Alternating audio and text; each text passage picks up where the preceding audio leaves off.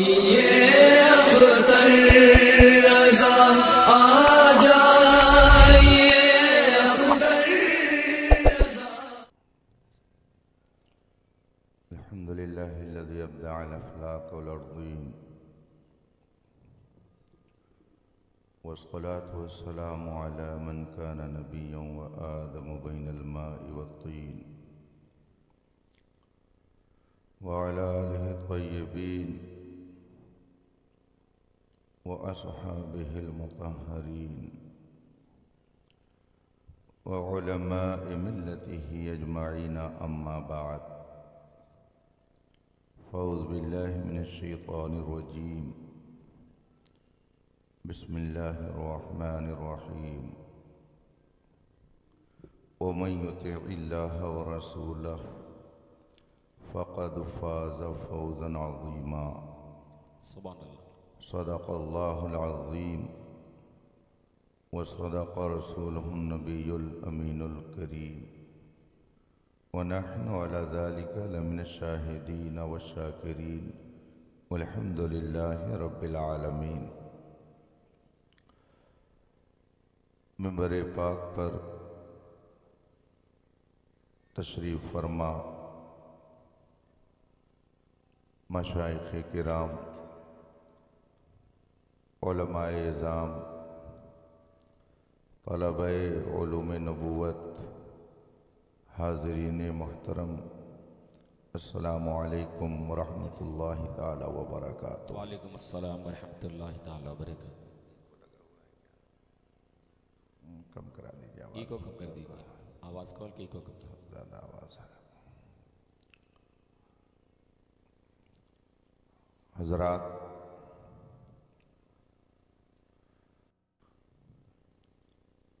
अल्लाह तबारक व तआला का फ़ज़्ल व एहसान है कि इस वक्त हम और आप इस पाकीज़ा बज़्म में बैठकर उसके महबूबों का ज़िक्र सुन और सुना रहे हैं। जी, काबिल मुबारकबाद हैं आप सब हज़रात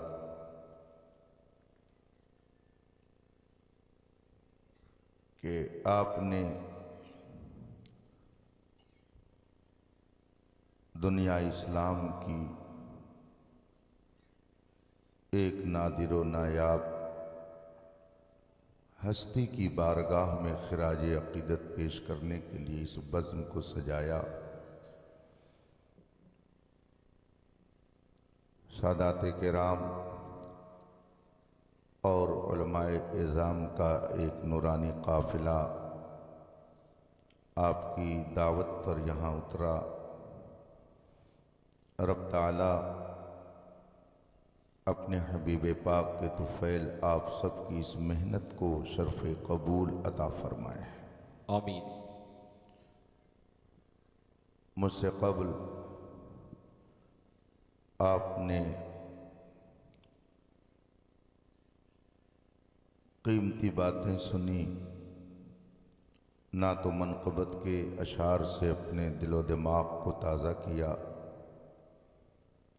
अभी मेरे बाद भी आपको शेख तरीक़त के कलिमात नसीहत से अपने आप को महजूज़ करना है।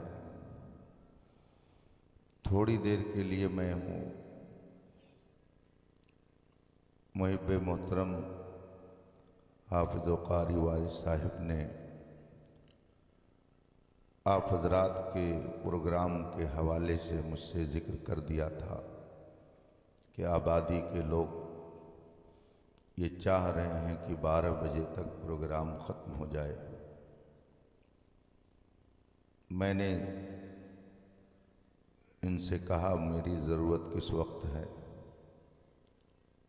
इन्होंने कहा 10:30 बजे। तो 10:25 पर मैं आपके दरमियान हाजिर हो गया था। आपका ज़्यादा वक्त नहीं लूँगा क्योंकि दरसगाह में सुबह हाज़िरी देनी है। थोड़ी देर आप मुझे बर्दाश्त करें। मगर आइए सबसे पहले मुस्तफ़ा जान रहमत सरवरी कायनात फ़ख्र मौजूदात नबी मुकर्रम शफ़ी मुअज़्ज़म रहमत आलम सल्लल्लाहु अलैहि वसहबी वसल्लम की बारगाह क़ुद्स में दुरूद व सलाम का नज़रान अक़ीदत पेश करें और पढ़ें। अल्लाहुम्मा सल्लि अला सय्यदना व मौलाना मुहम्मद मादिल जूद वल करम व आलिल किराम अजमईन। हज़रात,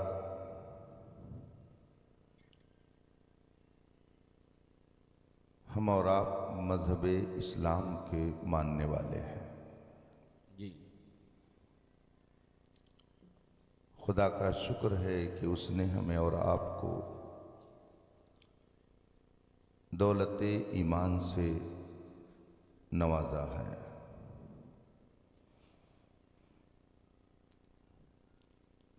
इस्लाम के कुछ अहकाम सिर्फ मानने से ताल्लुक़ रखते हैं और कुछ अहकाम ऐसे हैं जो मानने के साथ साथ करने से ताल्लुक़ रखते हैं। जो अहकाम सिर्फ मानने से ताल्लुक़ रखते हैं उनको शरीयत की ज़बान में अक़ीदा से ताबीर किया जाता है और जो मानने के साथ साथ करने से ताल्लुक़ रखते हैं उनको अमल कहा जाता है। अक़ीदा अलग चीज़ है और अमल अलग चीज़ है। जी बेशक। दोनों में बुनियादी हैसियत अक़ीदे को हासिल है। अगर इंसान का अक़ीदा दुरुस्त है तो उसके अमल का खुदा की बारगाह में एतबार है, और अगर अक़ीदा दुरुस्त नहीं है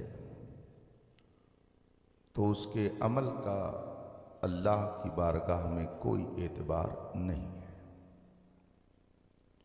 बज़ाहिर हो सकता है आदमी के पास नेकियों का ज़ख़ीरा हो,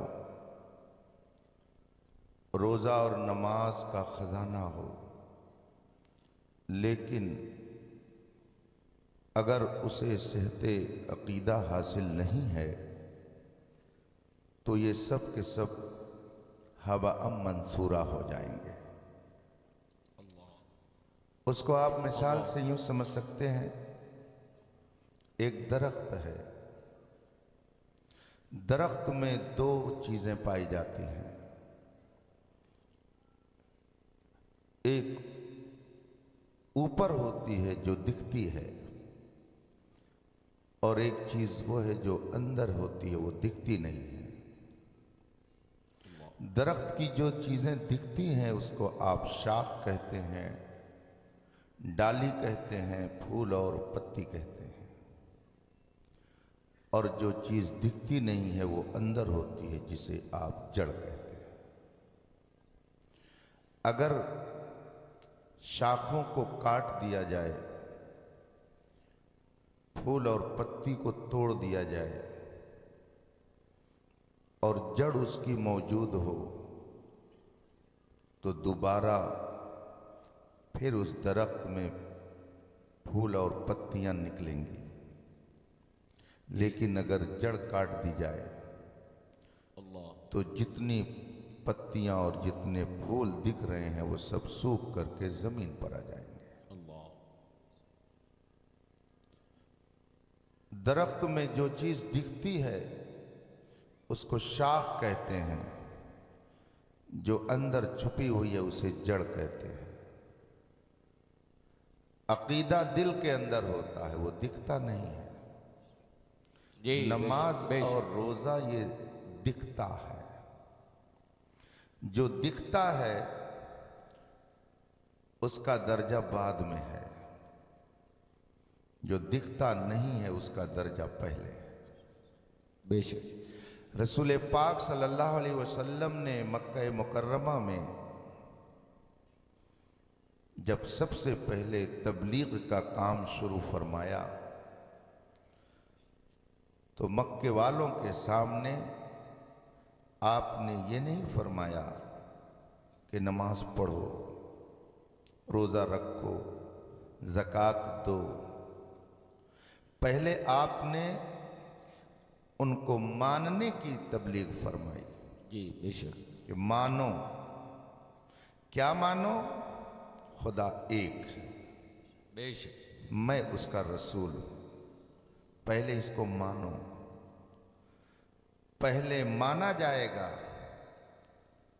फिर जिसको आप मानेंगे वो जो कहेगा वो किया जाएगा। जी मानना पहले होता है और करना बाद में होता है। आपने पहले माना कि अख्तर हुसैन कादरी तकरीर करता है, फिर आपने फोन करके मुझे दावत दी, तो मानना पहले हुआ और करना बाद में हुआ। मानने का एतबार ज्यादा है बनिस्बत करने के। मानने में अगर गड़बड़ी हो गई तो करने का कोई एतबार नहीं। इसीलिए रसूल पाक सल्लल्लाहु अलैहि वसल्लम ने तकरीबन 10 साल तक लोगों के अकीदे की तत्हीर के लिए दावत व तबलीग का काम अंजाम दिया। उनके अकीदे को दुरुस्त करने के लिए आपने उनके सामने अल्लाह का पैगाम रखा जी और उन्हें एक खुदा को मानने की दावत दी। लेकिन सवाल यह है कि क्या मक्के के लोग खुदा को नहीं मानते थे? जिनके सामने रसूल पाक सल्लल्लाहु अलैहि वसल्लम ने खुदा को मानने की तबलीग फरमाई थी, क्या वो लोग खुदा के मुनकिर थे?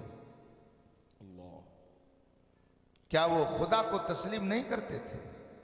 ऐसा नहीं है, वो खुदा को मानते थे, खुदा को मानते थे। ये मैं नहीं कहता, ये कुरान कहता है। कुरान करीम में अल्लाह ताला इरशाद फरमाता है, वलइन सअल्तहुम मन खलक़स समावाति वल अर्द लयक़ूलुन्न अल्लाह। अगर इन मुशरिकों से पूछो कि आसमानों को और जमीन को किसने बनाया, लयक़ूलुन्न अल्लाह, तो ये सब जरूर कहेंगे कि खुदा ने बनाया। अल्लाह। तो मुशरिकीन मक्का भी खुदा के वजूद को तस्लीम करते थे, खुदा को मानते थे, और सिर्फ खुदा ही को नहीं मानते थे बल्कि वो खाने काबा को भी मानते थे। खाने काबा का तवाफ भी करते थे, सफा और मरवा के दरमियान वो सई भी करते थे। अल्लाह। खाने काबा की अजमत भी उनके दिल में थी। इसीलिए जब खाने काबा की तामीर का मसला आया और फिर हजरे अस्वद को उसमें नस्ब करने का मरहला आया, तो सब ये चाहते थे कि हम हजरे अस्वद को उठाकर खाने काबा में लगाएं।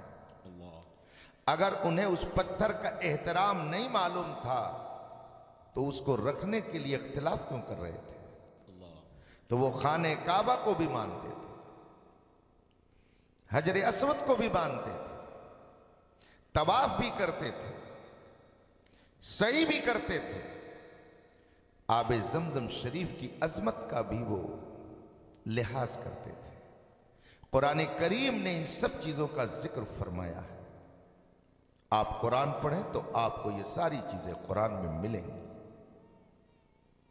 अल्लाह ताला ने उन्हीं के बारे में कुरान में एक जगह फरमाया जिसका मतलब यह है कि क्या तुम लोग ये समझते हो, अजाल तुम सिकायतल हज व इमारतल मस्जिदिल हराम, क्या तुम लोग जमजम शरीफ पिलाने को और मस्जिद हराम की तामीर को सबसे ज्यादा अहमियत वाला काम समझते हो, तो मस्जिद हराम की तामीर करके पूरी दुनिया भर में इसे फैला दो। पूरी दुनिया में तुम पाइप लगा करके जमजम शरीफ घर घर पहुंचा दो, लेकिन क्या तुम एक मोमिन जैसे हो सकते हो? क्या तुम एक ईमान वाले जैसे हो सकते हो?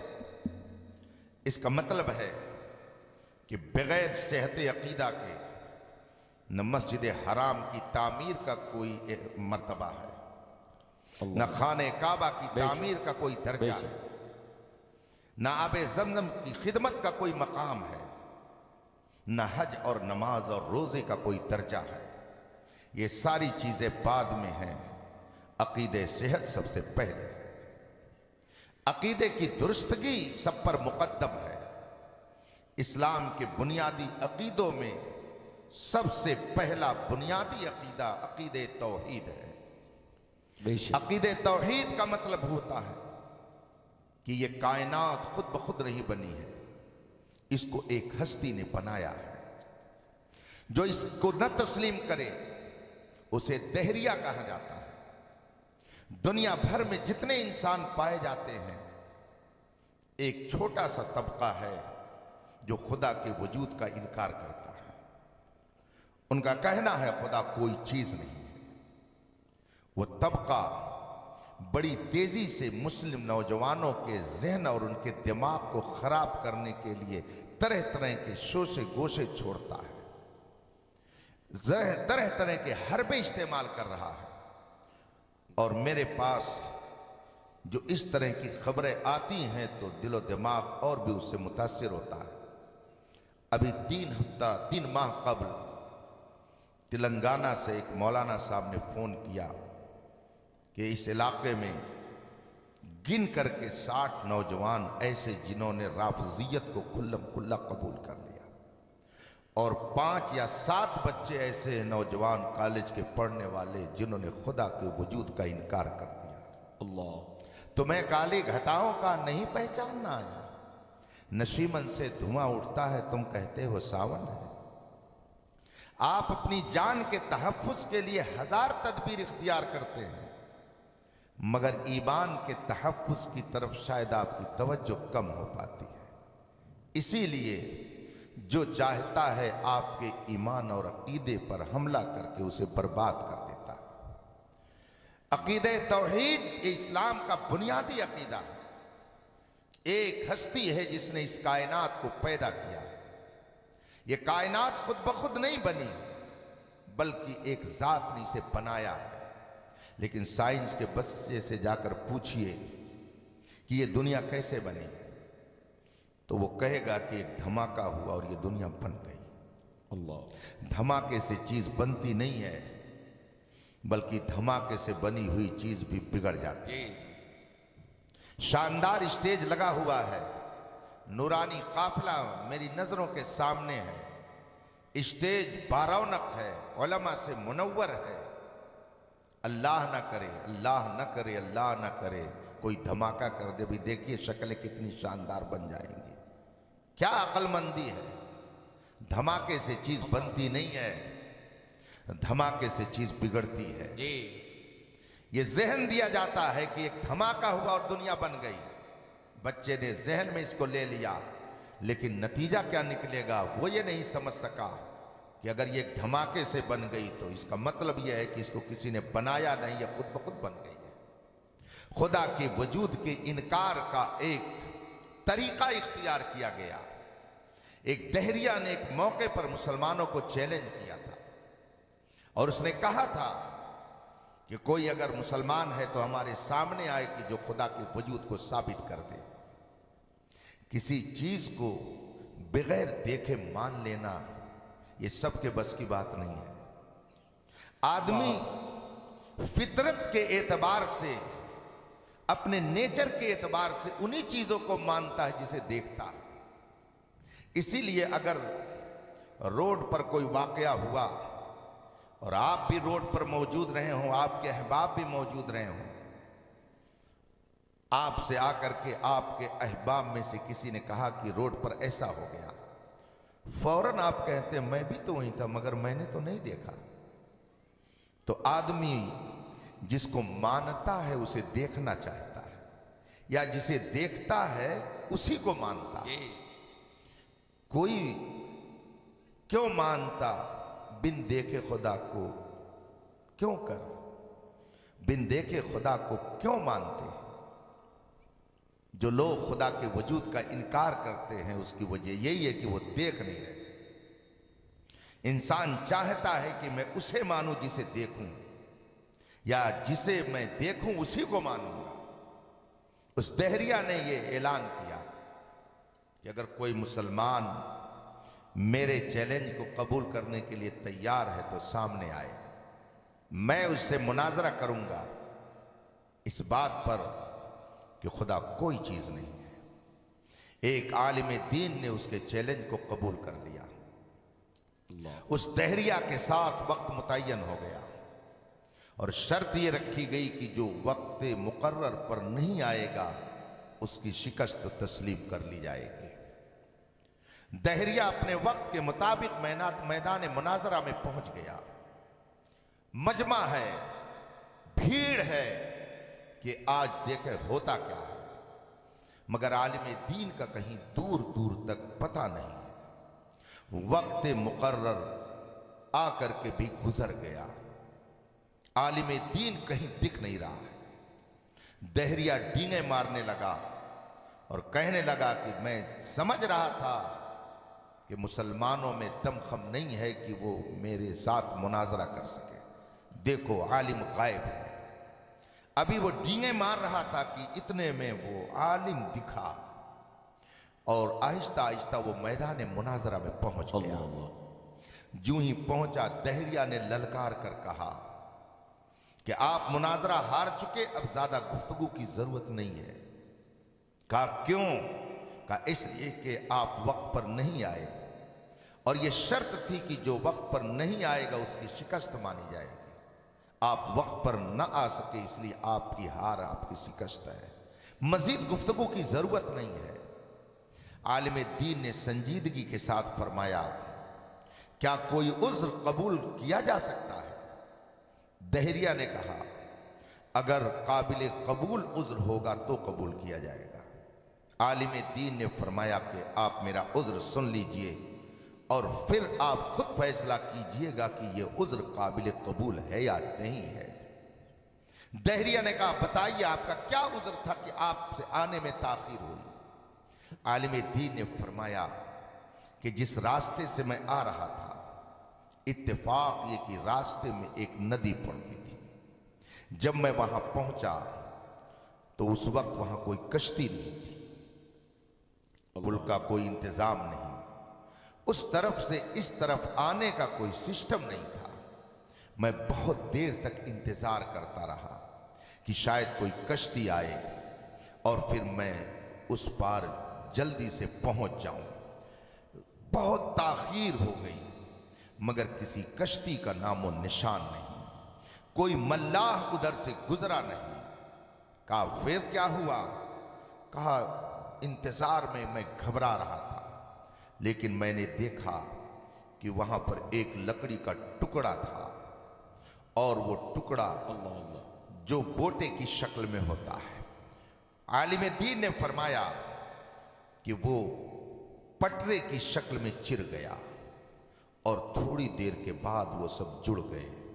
कुछ देर के बाद वो कश्ती की शक्ल में बन गए और फिर वो कश्ती पानी में चली गई और फिर वो तैरने लगी। अब मैं उसमें बैठा तो वो कश्ती मुझको लेकर दूसरी तरफ गई। ये मुझे ताखीर जो हुई उसका सबब था। जो ही आलिम दीन ने ये बात कही, दहरिया ने कहा कि आपका दिमागी तवाजुन खराब हो गया है, आपकी अक्ल का दिवालिया हो गया है, आप बहस से पहले ही आजिज हो गए, आपकी अक्ल काम नहीं कर रही है। आलिम दीन ने फरमाया, क्यों आप इस तरह की बात क्यों कह रहे हैं? कहा आप जो गुफ्तगू कर रहे हो वो किसी अक्लमंद की गुफ्तगू नहीं हो सकती है, ये किसी पागल ही की गुफ्तगू होगी। कहा वो कैसे? कहा आप कह रहे हो कि एक लकड़ी थी, बताइए, आप कह रहे हो कि उसके पटरे बन गए, बढ़ई आया नहीं और पटरे बन गए, चीरने वाला पहुंचा नहीं और पटरे बन गए, कश्ती बनाने वाला आया नहीं और कश्ती तैयार हो गई, मल्लाह आया नहीं और कश्ती पानी में चलने लगी और पार हो गई। ये सब बातें किसी बेवकूफ की हो सकती हैं, किसी अक्लमंद की नहीं हो सकती हैं।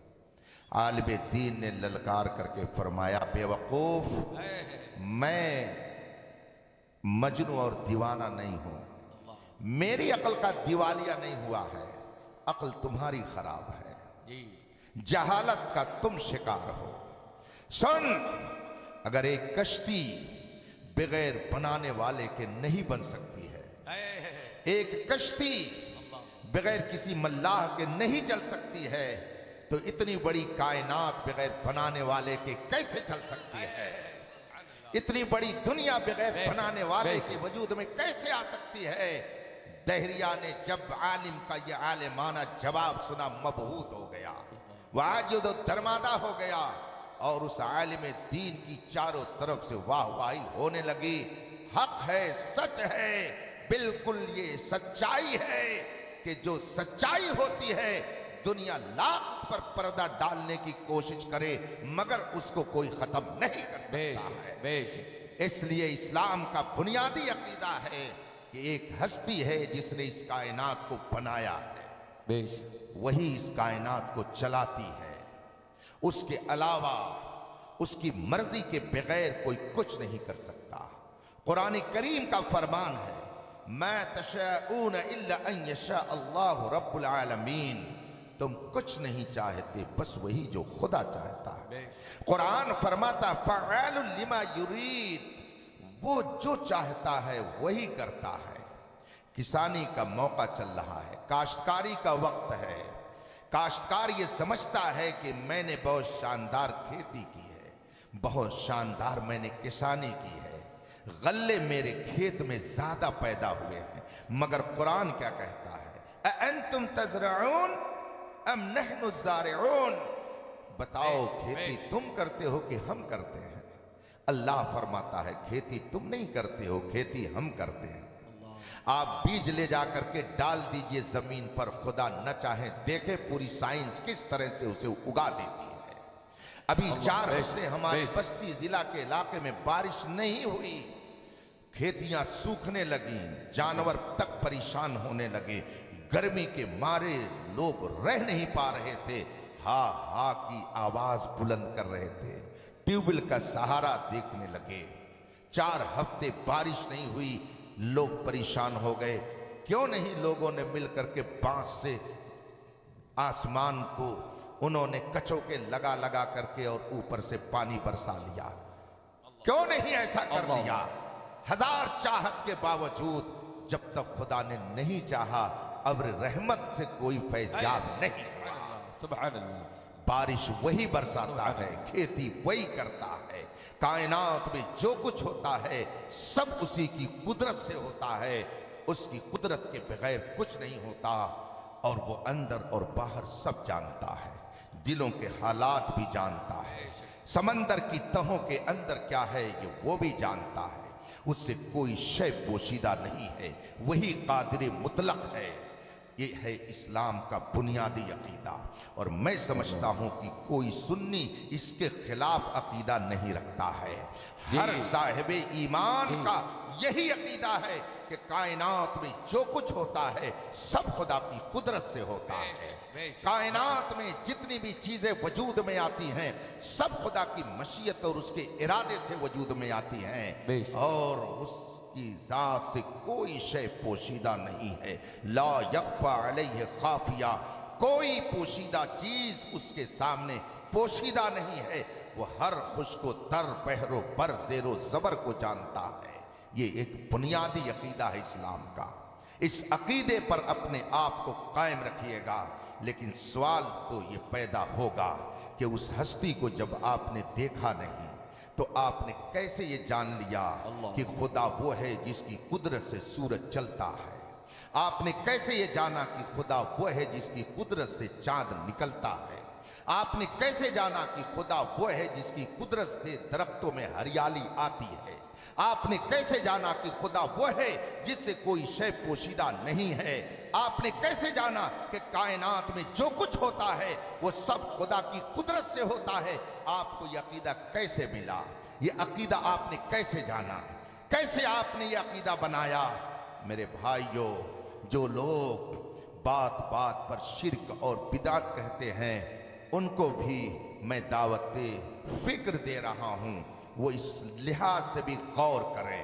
हमने खुदा की कुदरत को माना, मगर कैसे माना कि खुदा की कुदरत ही से चांद सूरज सितारे चलते हैं। खुदा ने अपनी कुदरत की पहचान के लिए इस कायनात में किसको पैदा किया? हमने खुदा की कुदरत को जाना, मगर हमने ऐसे ही नहीं जाना।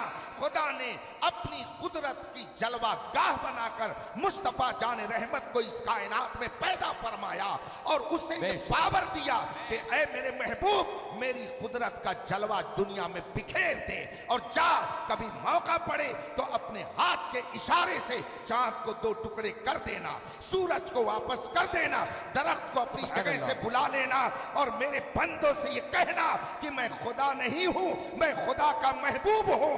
लेकिन देख, खुदा ने अपने महबूब को ये कुदरत दी है, मेरी कुदरत को देख और मेरी कुदरत को देख करके खुदा की कुदरत को तस्लीम कर ले। तो बंदे की कुदरत को मान करके बंदों ने खुदा की कुदरत को तस्लीम किया।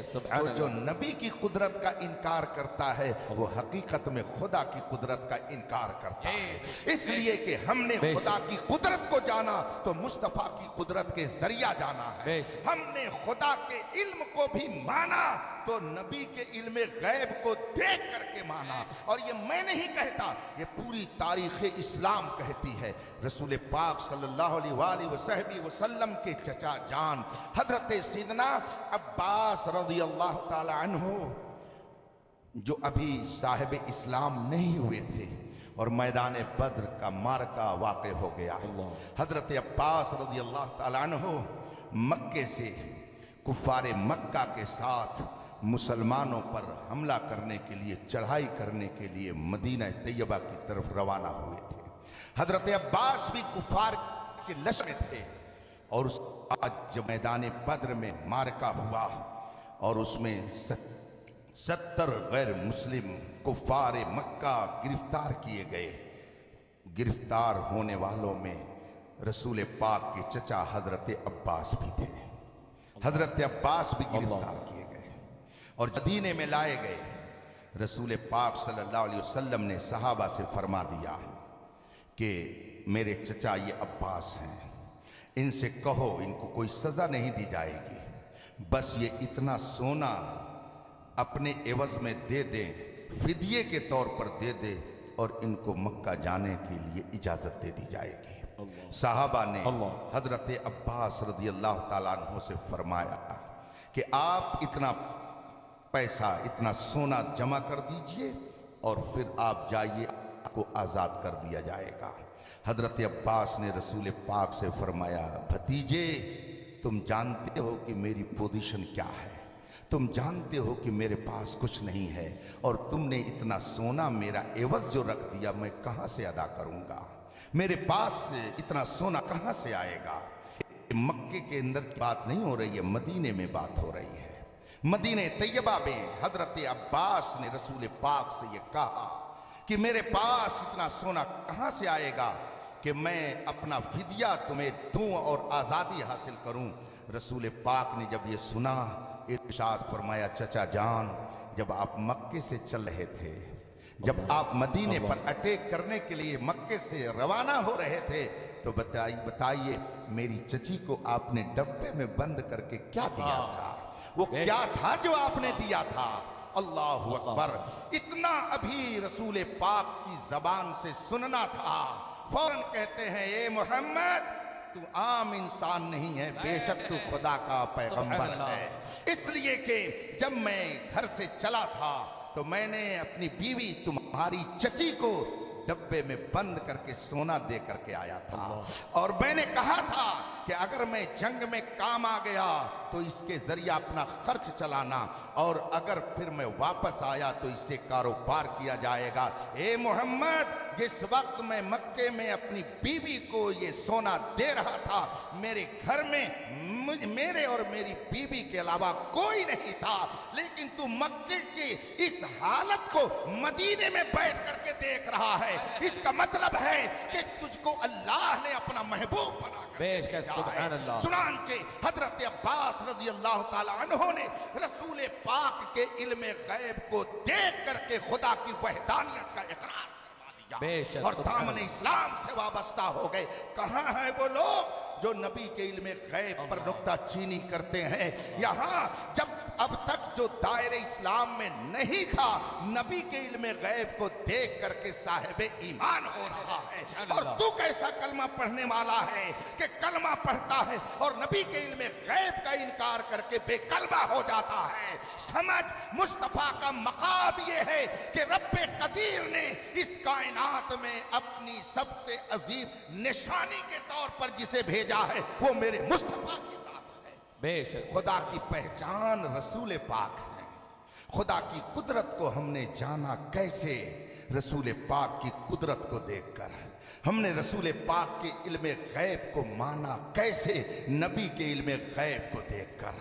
बेशक, लेकिन अल्लाह को यह मालूम था कि एक जमाना ऐसा आएगा, एक जमाना ऐसा आएगा कि मेरे महबूब की भी कुदरत का लोग इनकार करेंगे, मेरे महबूब के इल्म गैब का इनकार करेंगे और कहेंगे कि ये तो शिर्क है, ये तो कुफ्र है, ये तो बिदअत है, ये जायज नहीं है। गैब की बातें सिर्फ खुदा जानता है और कोई नहीं जानता। जमीन व आसमान में तसर्रुफ खुदा के अलावा कोई नहीं कर सकता है। इसको अगर किसी ने तस्लीम कर लिया तो मुशरिक हो जाएगा। अल्लाह को मालूम है कि ऐसे लोग पैदा होंगे। एक ज़माना आएगा कि नबी की कुदरत का लोग इनकार करेंगे, तो अल्लाह तबारक व तआला की मसलहत हुई कि हर दौर में नबी की कुदरत का जलवा बना करके किसी को भेजा जाए, नबी के इल्म गैब का जलवा बना करके किसी को भेजा जाए। चुनांचे जब खुदा की कुदरत की मार्फत मकसूद थी तो रसूल पाक को अल्लाह तबारक व तआला ने अपनी कुदरत और अपने इल्म का जलवा बना करके भेजा। और जब मुस्तफ़ा के जलवे, मुस्तफ़ा की कुदरत, मुस्तफ़ा की अजमत, मुस्तफ़ा के इल्म गैब, मुस्तफ़ा के तसर्रुफ और मुस्तफ़ा जाने रहमत के इख्तियार की मार्फत करानी हुई तो इन सारी खूबियों का मजमुआ बना करके गौसे आज़म को उस गौसे आज़म ने अपनी कुदरत, अपने तसर्रुफ से ये बता दिया कि मैं नबी नहीं हूँ, नबी का शहजादा हूँ। मेरी जब ये कुदरत है, मेरी इस कुदरत को देख करके खुदा के महबूब की कुदरत को तस्लीम कर। और जब तू नबी की कुदरत को तस्लीम कर लेगा तो तुझे खुदा की कुदरत को भी तस्लीम करने का शौर।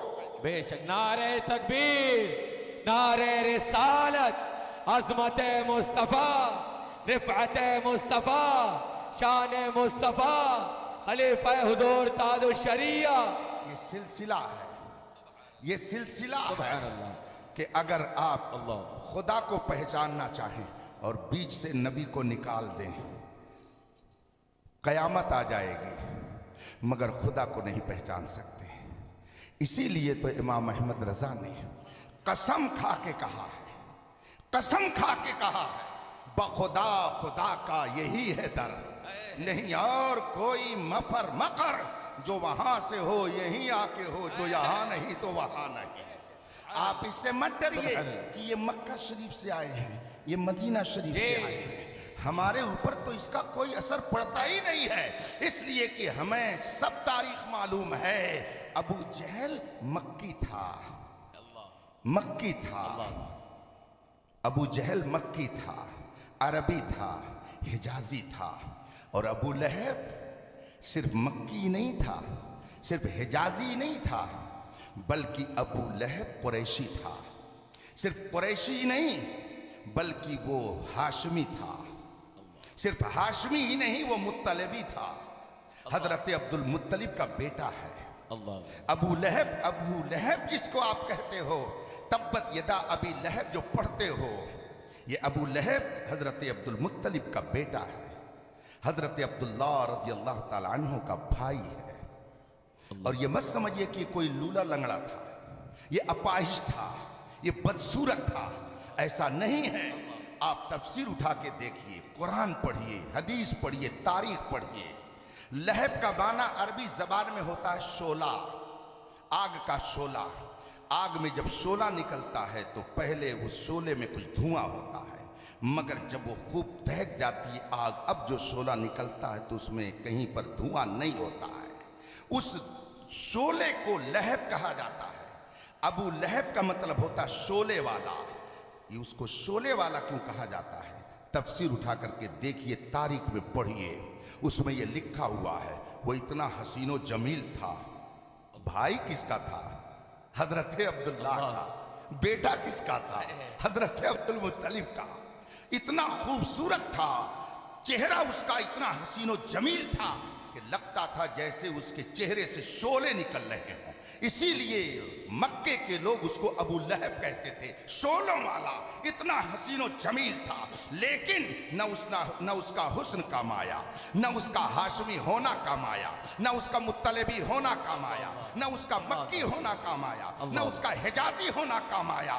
और हजरत सैयदना बिलाल हबशी हैं, न मक्की हैं, न मदनी हैं, न हिजाजी हैं, न हाशमी हैं, न मुत्तलिबी हैं, मगर मुस्तफ़ा के सच्चे वफादार हैं। तो 1400 साल हो गए, पूरी दुनिया में हजरत बिलाल का कोई जवाब नहीं हो सका।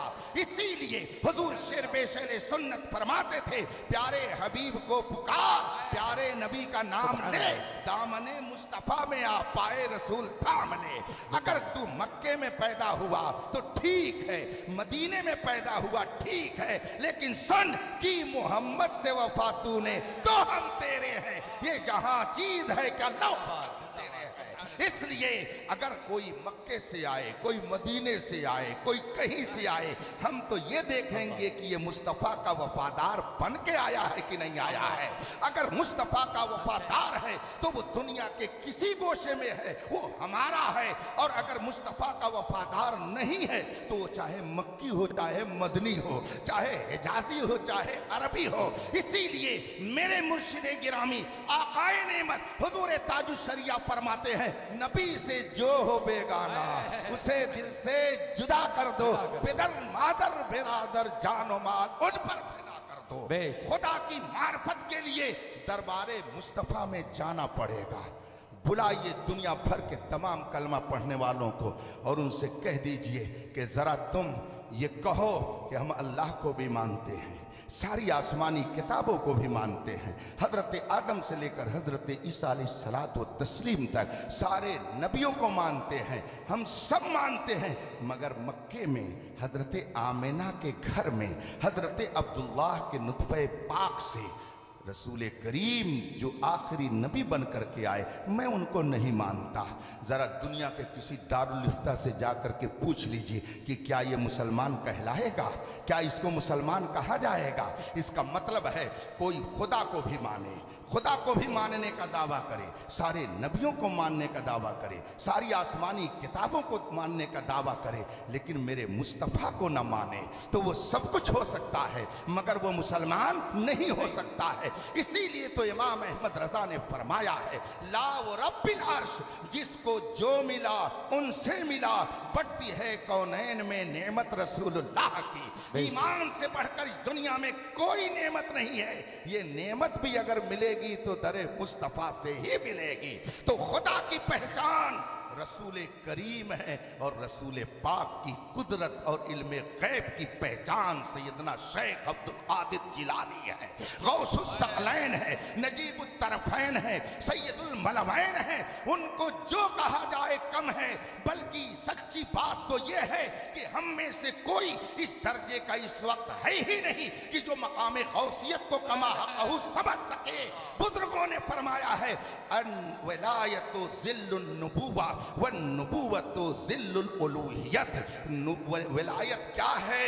ये नबूवत का जलवा है। और नबूवत क्या है? ये उलूहियत का जलवा है। तो जब तक आदमी मर्तबे विलायत को नहीं समझेगा तब तक गौसे आजम के मकाम को नहीं समझ सकता है। इसीलिए बहुत से नाबलद लोग सैयदना गौसे आजम की शान में गुस्ताखी करते हैं, मगर जो लोग गुस्ताखी करते हैं उनका अंजाम कितना भयानक होता है वो तारीख के औराक में महफूज है, आप उसको पढ़ सकते हैं। हम तो अल्हम्दुलिल्लाह रजा वाले हैं।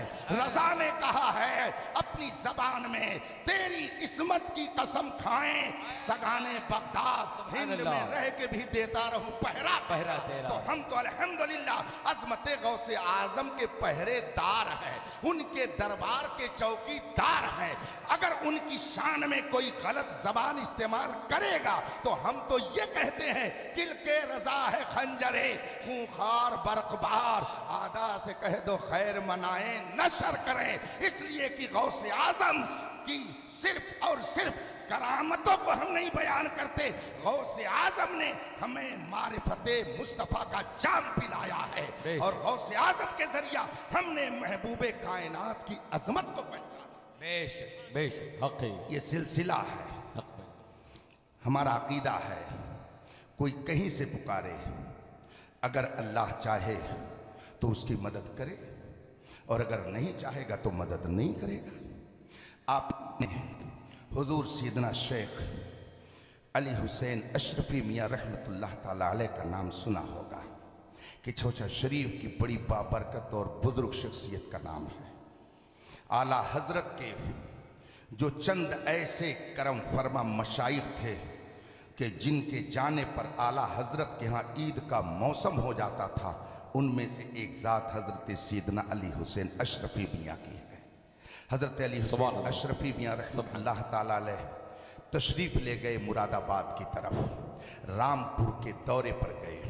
नवाब रामपुर को पता चला कि हजरत सैयदना अली हुसैन अशरफी मियाँ तशरीफ़ लाए हुए हैं। नवाब रामपुर ने अपने घर आने की दावत दी।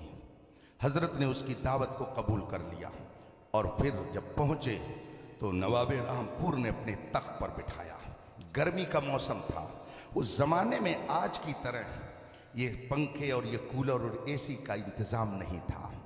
नवाब रामपुर के खुद्दाम खुद पंखा हाथों से झलते थे और नवाब को हवा पहुंचाते थे। जब हजरत सैयदना अली हुसैन अशरफी मियाँ रहमतुल्लाह ताला अलैह तख्त पर तशरीफ़ फरमा हुए तो नवाब रामपुर ने खुद ही पीछे से पंखा झलना शुरू कर दिया। मजमा सामने मौजूद था। आज हमारा भी हाल बिगड़ गया, आपका भी हाल बिगड़ गया, पीर भी बिगड़ गए, मुरीद भी बिगड़ गए, इसीलिए मुआशरा बिगड़ गया है। पहले ज़माने में जब उलमा आते थे तो मुरीदीन उनके सामने अपनी ज़िंदगी के मसाइल रखते थे और वो शेख अपने मुरीदों को नमाज रोज़े के मसाइल बताते थे, ज़कात के मसाइल बताते थे। और अब हाल बिल्कुल उल्टा हो गया है। पीर आएगा, एसी रूम में बैठेगा, दावत तवाज़ो होगी, गपशप होगी, स्टेज पर आएगा और उसके बाद में तकरीर किया, दुआ किया, चला जाता है। बहुत सारे मुरीद भी कहते हैं क्या बताएं, पीर साहब से मुलाकात का मौका ही नहीं मिल पाता है, बात करने की फुर्सत ही नहीं रहती है। मगर पहले ऐसा नहीं था, बल्कि जब कोई शेख आबादी में आता, लोग इकट्ठा होते, वो शेख उनसे पूछता तो वो मसाइल बताते थे, लोग अपने सवालात करते थे। हजरत सैयदना अली हुसैन अशरफी मियाँ स्टेज पे तशरीफ़ फरमा है, तख्त पे जलवागर है। और एक ने कहा कि अगर किसी को कुछ पूछना हो तो हजरत से पूछ सकता है। इतने में पीछे एक आदमी खड़ा था, उसने कहा मुझे आज अच्छा मौका मिल गया है, मेरे जहन में कुछ बातें हैं, मैं हजरत के सामने उसे रखना चाहता हूँ। इजाज़त मिली, उसने सवाल शुरू किया और पहला सवाल उसने किया, हुजूर ये बताएं कि बंदा अगर दुआ करता है तो उसकी दुआ कौन कबूल करता है? उसकी दुआ कौन कबूल करता है? हजरत ने इरशाद फरमाया, ये भी कोई पूछने की बात है? हर मुसलमान ये जानता है कि अगर बंदा कोई दुआ करता है तो उसकी दुआ खुदा कबूल करता है, उसके अलावा कौन कबूल करता है? खुदा कबूल करता है।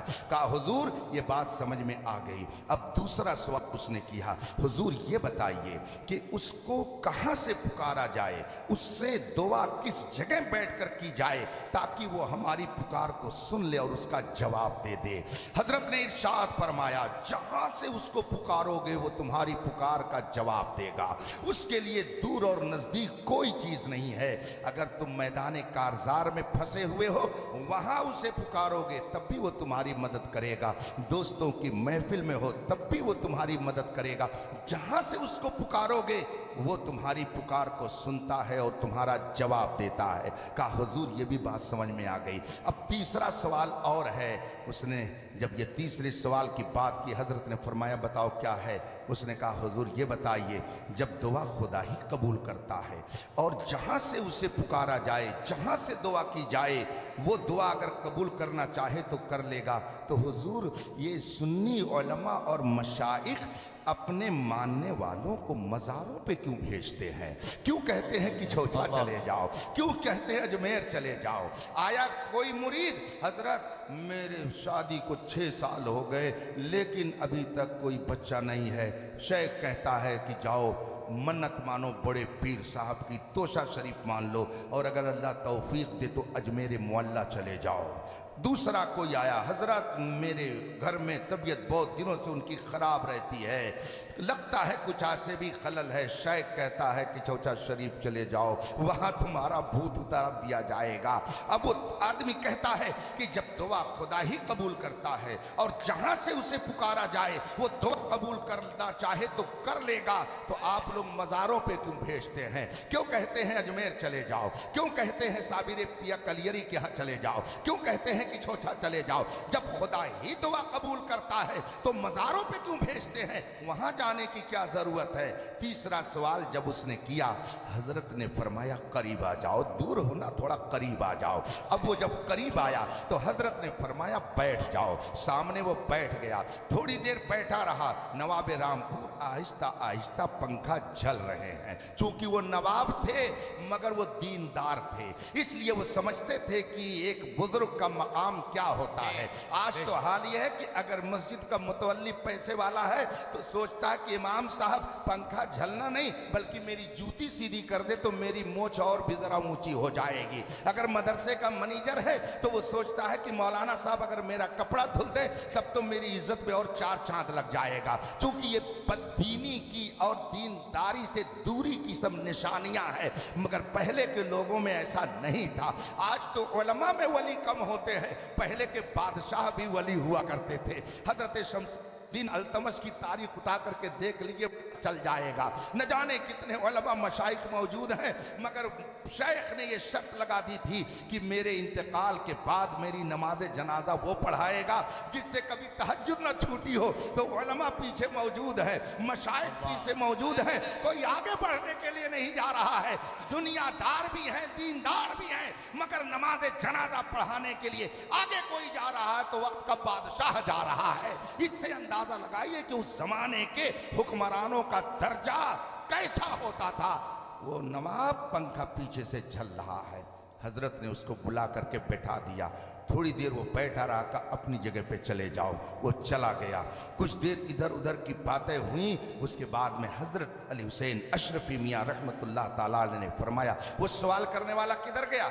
उसने कहा जी हुजूर मैं हाजिर हूँ। कहा यहाँ आकर के बैठ गया। कहा हुजूर एक बार बुला करके तो आपने बेइज्जत कर दिया कि बगैर जवाब दिए वापस कर दिया। हुजूर फिर बुलाना चाहते हैं? कहा नहीं नहीं, आओ करीब आओ। अब जब दोबारा वो करीब आया तो हजरत ने उससे पूछा, ये बताओ कि तुम यहाँ जब बैठे आकर के अभी इससे पहले तो तुम्हें पंखे की हवा लग रही थी कि नहीं लग रही थी? उसने कहा जी हुजूर पंखे की हवा लग रही थी। कहा जब मैंने तुमको यहाँ से वहाँ भेज दिया तो पंखे की हवा तुम तक जा रही थी कि नहीं जा रही थी? कहा नहीं हुजूर नहीं जा रही थी, वहाँ पंखे की हवा मुझे नहीं मिल रही थी, मैं यहाँ था तो मुझे पंखे की हवा लग रही थी। हजरत ने फिर नवाब रामपुर से पूछा, नवाब साहब ये बताइए बताइए कि आप पंखे की हवा मुझे दे रहे हैं कि इसे दे रहे हैं? ये पंखे की हवा आप मेरे लिए इस्तेमाल कर रहे हैं कि इसके लिए कर रहे हैं? नवाबे रामपुर ने कहा, हजरत इसकी क्या हैसियत है कि मैं इसको पंखे झलूं,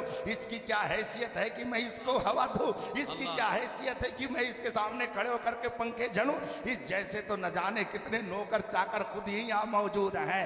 हजरत अली हुसैन अशरफी मियाँ रहमतुल्लाह ताला अलैह ने उस साइल से फरमाया, सुन देख, तू दूर था मुझसे तो तुझको पंखे की हवा नहीं मिल रही थी, मेरे करीब आया जबकि पंखा तुम्हारे लिए नहीं झला जा रहा था। नवाबे रामपुर पंखा मुझे झल रहा था मगर तुम मेरे करीब बैठ गए तो देखो नवाब की हवा तुमको भी मिल गई। इसका मतलब ये है कि नवाब अगरचे तुम्हें पंखे की हवा नहीं देना चाहता, लेकिन जिसको वो दे रहा है अगर तुम उसके करीब चले जाओगे तो तुम्हें भी फैज मिल जाएगा।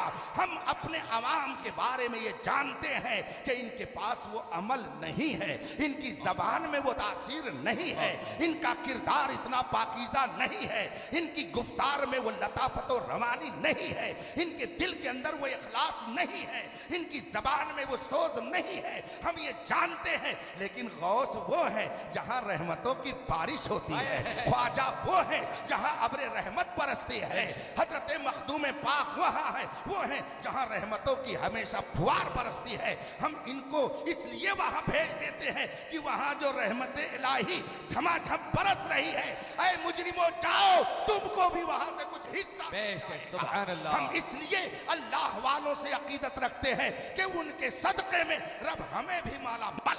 बेशक सुभान अल्लाह। नारे तकबीर, नारे रिसालत, अज़मत मुस्तफ़ा, फैज़ान गौसे आज़म, फैज़ान मखदूम अशरफ, खलीफा हुजूर ताजुल शरिया, नारे तकबीर, नारे रिसालत। सुभान अल्लाह। हमारा अकीदा जिंदाबाद, है जिंदाबाद। खुदा जिंदा, खुदा ने अपने महबूब को भी एक आन के लिए मौत दी, फिर नबी भी जिंदा। और कब्र पाक में ऐसे ही तसर्रुफ फरमाते हैं जैसे अपनी ज़िंदगी ये पाक में मदीने मुनव्वरा में जलवा गर होकर तसर्रुफ फरमाते हैं। सुभान अल्लाह। इसको बताने के लिए अल्लाह ने अपने महबूबों को भी ये कुदरत अता फरमा दी, अपने महबूबों को भी ये ताकत अता फरमा दी। चुनांचे गौसे पाक ने खुदा के हुक्म से ये फरमाया, मुरीदी ला तखफ वाशिन फ़इन्नी अज़ूमुन क़ातिलुन इंदल क़िताली। ऐ मेरे मुरीद, ऐ मुझसे अकीदत रखने वाले, दुश्मन का खौफ मत कर।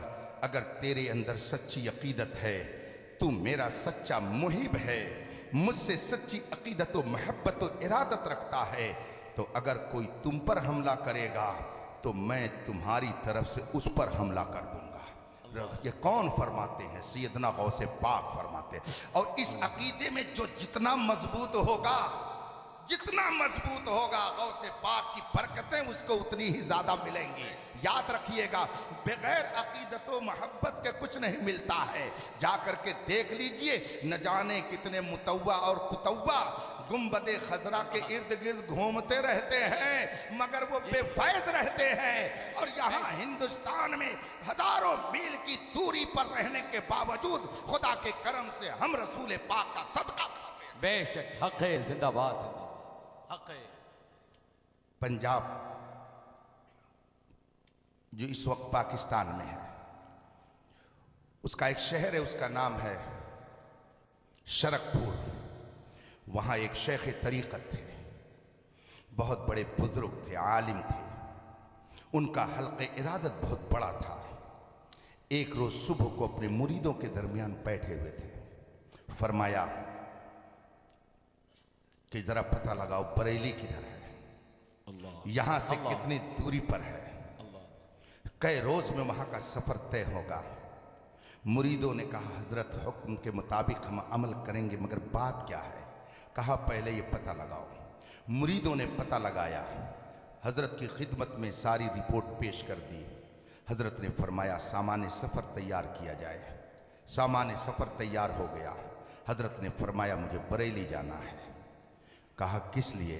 कहा, मैं बरेली मौलाना अहमद रज़ा से मुलाकात करने जाऊँगा। कहा, अच्छा हुजूर, मामला क्या है?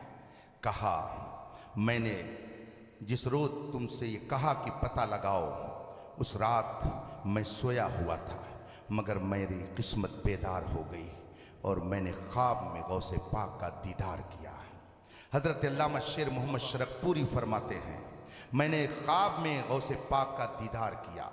गौसे पाक ने मुझे शर्फ हम कलामी बख्शा, मुझसे मुझे गुफ्तगू का शरफ बख्शा। जब ये शरफ, ये फضل मुझको मिला तो मैंने अर्ज कर दिया, हुजूर इस वक्त आपका नायब कौन है? आपका नायब कौन है? गौसे पाक ने मुझसे फरमाया कि इस वक्त मेरा नायब बरेली का मौलाना अहमद रजा है। जो ही मैंने ख्वाब में ये उनसे सुना, सुबह को मैंने इरादा कर लिया कि नायब गौस को देखने के लिए बरेली जाना है, इसलिए मुझे बरेली जाने दो।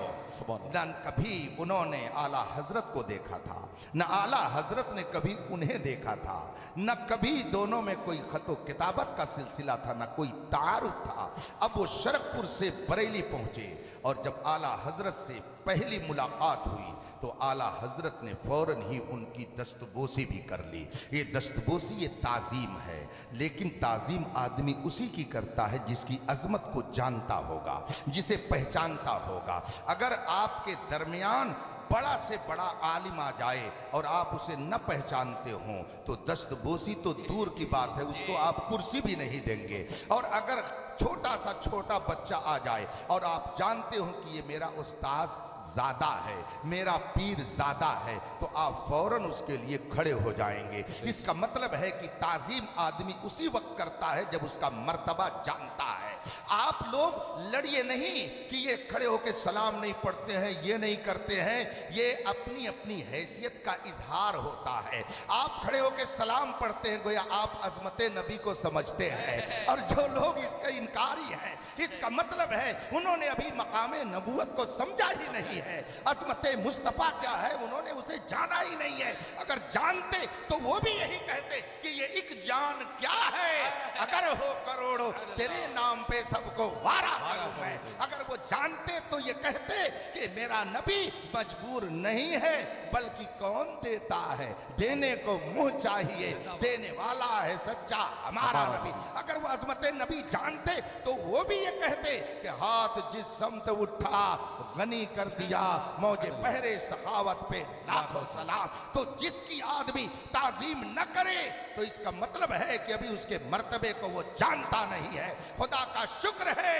कि उसने हमें मकामे मुस्तफ़ा की कुछ पहचान अता की है, इसीलिए हम नबी का गुण गाते रहते हैं और ये कहते हैं देता सब खुदा है मगर दिलाते सब मुस्तफ़ा है। ठंडा ठंडा मीठा मीठा पीते हम हैं पिलाते ये हैं, रब है मोती ये हैं कासिम, रिज़्क़ उसका है खिलाते ये हैं। आला हजरत क्या वो पहुंचे, आला हजरत ने फौरन हाथ चूम लिया, हाथ चूम लिया। गुफ्तगू शुरू हुई। अल्लामा शेर मोहम्मद शरकपुरी रहमतुल्लाह ताला अलैह ने फरमाया, मौलाना हमारी आपकी पहली मुलाकात है, हमारा आपका पहला तारुफ है।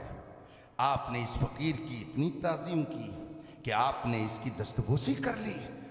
आला हजरत फरमाते हैं, हजरत जिसे ख्वाब में गौसे पाक नजर आए, जिसे ख्वाब में गौसे पाक नजर आए, उसका सिर्फ हाथ ही नहीं बल्कि उसका पैर भी चूमा जाता है। ये नबी नहीं है, नबी के गुलाम हैं। मगर कोई शरकपुर ख्वाब में कुछ देख रहा है तो बरेली का अहमद रजा यहाँ बैठ करके उसे जान रहा है। जब नबी के गुलामों के इल्म का यह आलम है तो मुस्तफा के इल्म का कौन अंदाजा बेशक। जब उनके गदा भर देते हैं शाहाने जमाना की झोली, मुहताज का जब ये आलम है मुख्तार का आलम बेशक। सुभान अल्लाह। अल्लामा शेर मोहम्मद साहब से आला हजरत ने फरमाया कि जिसे ख्वाब में गौसे पाक नजर आए, सिर्फ उसका हाथ ही नहीं बल्कि उसका कदम भी चूमा जा सकता है। ये है अल्लाह वालों की वो दुनिया कि जो सिर्फ अल्लाह वालों से मोहब्बत करने वाले ही जान सकते हैं। आला हजरत रज़ियल्लाहु ताला अन्हो को ऐसी अकीदत सरकार गौसे पाक से थी, ऐसी अकीदत थी कि खुदा की कसम दुनियाए हिंद में आशिको शैदाए गौसे आज़म उस जमाने से लेकर इस जमाने तक आपको उनके मुकाबिल में कोई मिल नहीं सकता है। ये शान थी गौसे आजम रज़ी अल्लाह ताला अन्हु से मोहब्बत की।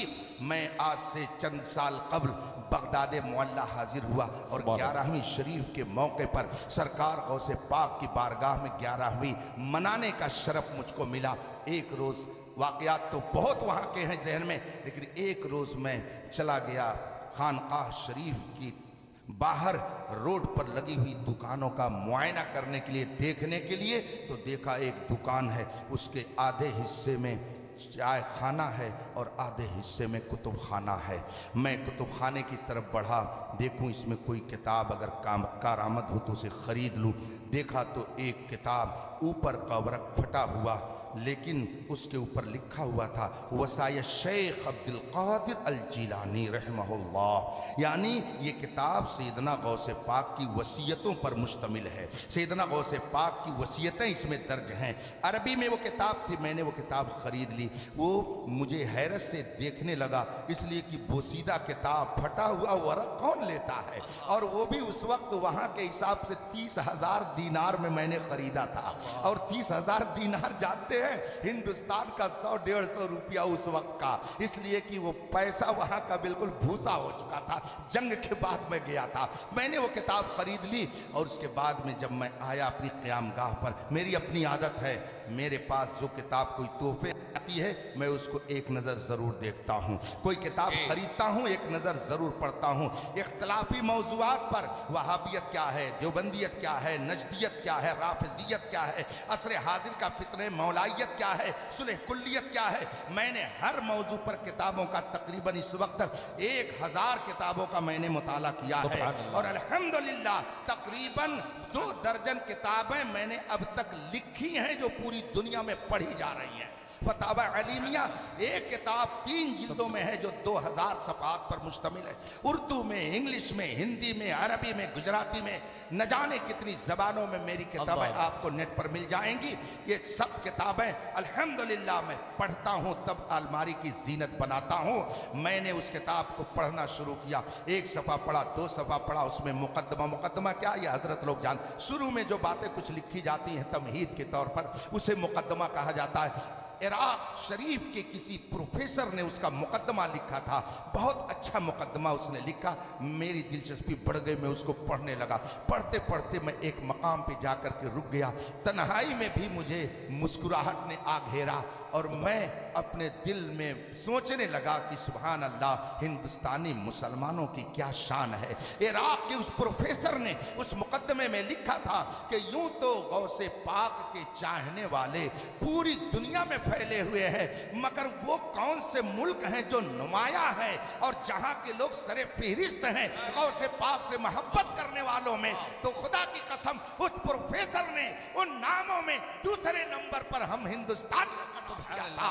इसका मतलब यह है कि अल्हम्दुलिल्लाह गौसे आजम के यहाँ रहने वाले खुद्दाम भी ये समझते हैं हिंदुस्तान का मुसलमान अपने बुजुर्गों का गद्दार नहीं है, बल्कि उनका वफादार बन करके जिंदगी। बेशक सुभान अल्लाह। जब तक बुजुर्गों के वफादार रहोगे, इसी तरीके से मुश्किलात में भी मुस्कुराते रहोगे। और अगर उनसे रिश्ता तोड़ लोगे तो हो सकता है दुनिया मिल जाए मगर आखिरत नहीं मिल सकती है। इसलिए आज ले उनकी पनाह, आज मदद मांग उनसे, कल न मानेंगे कयामत में अगर मान गया। हमने पहले ही बताया अकीदे तौहीद ये है, सब खुदा करता है। कुरान फरमाता है इन्नल्लाह अला कुल्ले शैइन कदीर, अल्लाह हर चीज पर कादिर है। तो अगर उसने अपने महबूबों को कुदरत दे दी तो इसमें कौन से ताज्जुब की बात है। जब वो सब चीज पर कादिर है, सब वो दे सकता है, तो गौसे आजम को गौसे आजम भी बना सकता है, तसर्रुफ करने वाला भी बना सकता है, दस्तगीर भी बना सकता है, बड़े पीर भी बना सकता है। और हम और आप अगर चाहें कि उसको खत्म कर दें तो आला हजरत की जबान में चैलेंज है, तू घटाए से किसी के न घटा है न घटे, जब बढ़ाए तुझे अल्लाह ताला तेरा सुभान अल्लाह। इसलिए अकीदत रखिए बुजुर्गों से, गौसे पाक से अकीदत रखेंगे, मुश्किलात आएंगी, छटती चली जाएंगी, मुश्किलात के तूफान आएंगे, मगर सब के सब रुख मोड़ करके दूसरी तरफ चले जाएंगे। आला हजरत का आखिरी वाक़या बयान करके मैं आपसे रुखसत होता हूँ, ताकि आपको ये यकीन की दौलत मिले कि बिलाशुबहा खुदा अपने महबूबों के जरिया मुसलमानों की कैसी मदद फरमाता है। आला हजरत ने एक मसला लिखा, उसकी तफसील में नहीं जाऊंगा। कुछ अपने ही लोग थे जिन्होंने आला हजरत की मुखालफत की, जवाब तो नहीं बन पड़ा, इसलिए कि आला हजरत ने तहदीस नेमत के तौर पर खुद ही अपने बारे में फरमाया, मुल्के सुखन की शाही तुमको रजा मुसल्लम, जिस समत आ गए हो सिक्के बिठा दिए हैं। आला हजरत ने एक एक मौजू पर ऐसा दरियाए इल्म बहाया है कि अपने तो अपने हैं, बेगाने भी कहते हैं कि अहमद रजा इल्म के पहाड़ का नाम है। आला हजरत ये मामूली शख्सियत का नाम नहीं, फजलो कमाल के हिमालय पहाड़ का नाम है। आला हजरत ने जिस मौजू पर किताब लिखी थी, कुछ लोगों ने मुखालफत की, लेकिन जब उनका बस न चला तो उन्होंने आला हजरत को माअज़ल्लाह कत्ल कराने का प्लान बना लिया। दुश्मनी में आदमी कहीं तक भी जा सकता है। आला हजरत हर नमाज के लिए मस्जिद तशरीफ ले जाते थे, हत्ता कि जब आपकी तबीयत ज़्यादा अलील हो गई और ख़ुद अपने कदमे नाज से मस्जिद चलने की ताकत नहीं पा रहे थे, तो आपको कुर्सी पे बिठाया जाता और लोग कुर्सी पे बिठा करके मस्जिद ले जाते और आला हजरत मस्जिद में जा कर के नमाज का एहतमाम करते थे। उनके ज़ुहद व तक़वा का यह आलम था, पाबंदी ऐसी थी। आला हजरत नमाज का निहायत एहतमाम करने वालों में थे। तशरीफ़ ले जा रहे थे, इत्तेफाक से पीछे से दो नौजवान आगे बढ़े और उन्होंने हमला करने का इरादा किया। अचानक उनकी ज़बान से चीख निकली और वो बेहोश होकर ज़मीन पर गिर पड़े। आला हजरत आगे जा रहे हैं, पीछे से ये लोग जा रहे थे, मगर चीखें निकली, ये गिर पड़े। आला हजरत ने मुड़कर देखा और चूंकि नमाज का वक्त हो रहा था इसलिए आप तशरीफ़ ले गए। ये वाक़या हयात आला हजरत में मलिकुल उलमा अल्लामा ज़फ़रुद्दीन बिहारी अलैहि रहमतुल बारी ने तहरीर फरमाया है। जब आप नमाज पढ़ करके वापस आए तो देखा चंद लोग वहाँ खड़े हैं और वो दोनों नौजवान बैठे हैं। यूँ ही आला हजरत को उन्होंने देखा, फौरन हाथ जोड़ करके कहना शुरू कर दिया, मौलाना हमें माफ़ कर दीजिए, हमें माफ़ कर दीजिए। आला हजरत ने फरमाया कि तुमने तो मेरे साथ कोई बदसलूकी नहीं की है, तुमने तो मुझे कुछ नहीं कहा है, तुमने तो मेरे साथ कोई गलत सलूक नहीं किया है, आखिर तुम मुझसे माफ़ी क्यों मांग रहे हो? कहा नहीं है मौलाना, आप हमें माफ़ कर दीजिए, पहले तब हम बताएंगे। आला हजरत ने फरमाया चलो मैंने माफ़ किया, बताओ बात क्या है? उन्होंने कहा कि हम आपके कत्ल के इरादे से भेजे गए थे, मंसूबा बंद तरीके से आपके खात्मे के लिए हम आए थे, लेकिन जो ही हमने नीयते बद से कदम आगे बढ़ाया कि आपका काम तमाम करें, हमने देखा कि आपकी दाहिनी समत से एक शेर पंजा फैलाए और मुंह अपना खोले हुए हम पर हमला करने के लिए आ रहा है, और दूसरा शेर बाईं तरफ पंजा फैलाए मुंह फैला करके पौड़े हुए हमारे ऊपर हमला आवर हो रहा है। हमने बस इतना देखा, फिर हम बेहोश हो गए, फिर उसके बाद में क्या हुआ हम बता नहीं सकते। आला हजरत ने सुन लिया, घर तशरीफ ले गए। उसके बाद मलिकुल उलमा बैठे हैं और भी उलमा वहाँ तशरीफ फरमा हैं। आला हजरत ने यह वाक़या बयान किया कि देखो आज ऐसा ऐसा हादसा हुआ। उसके बाद आला हजरत ने यह नहीं फरमाते डींगे मारते हुए कि मैंने ये कर दिया, मैंने वो कर दिया, मेरी ये करामत, मेरी ये फजीलत, मेरा ये रुतबा, मेरा ये मर्तबा। आला हजरत ने फरमाया कि देखो मियाँ, उन लोगों ने जो कहा अगर ये बात सच्ची है तो सुनो, दाहिनी तरफ जो उन्होंने देखा वो मेरे सरकारे मदीना की मदद थी, और बाईं तरफ जो देखा वो गौसे पाक मदद करने के लिए आए थे। तभी तो आला हजरत ने फरमाया क्या दबे जिस पे हिमायत का हो पंजा तेरा, शेर को खतरे में लाता नहीं कुत्ता तेरा। गौसे पाक के गुलाम बन के रहिए, इंशाअल्लाह यहाँ भी सुरखुरू रहेंगे और वहाँ भी सुरखुरू रहेंगे। वाखिर दावाना अनिल हम्दुलिल्लाहि रब्बिल आलमीन। अस्सलाम वालेकुम।